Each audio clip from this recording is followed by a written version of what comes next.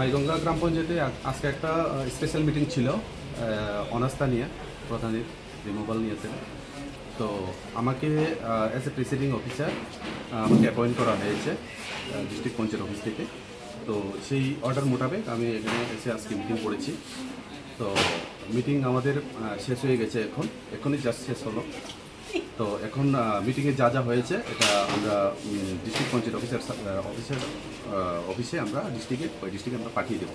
Sir অনাস্থাটা কার বিরুদ্ধে ছিল? অনার্সটা প্রধানের ফর রিমুভাল অফ প্রধান। উপপ্রধানের অনাস্থা একটা আছে? না না না, এটা কোনো কাগজ পাইনি, এরকম কোনো কাগজ পাইনি।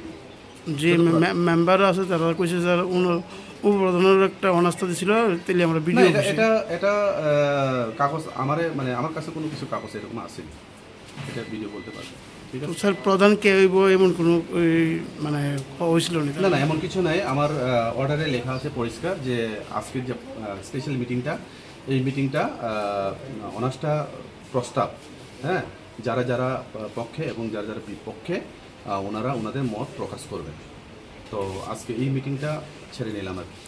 স্যার আপনার নাম? আমার নাম কৌশিক দেববর্মা, পঞ্চায়েত এক্সটেনশন অফিসার, তেলিয়ামরা।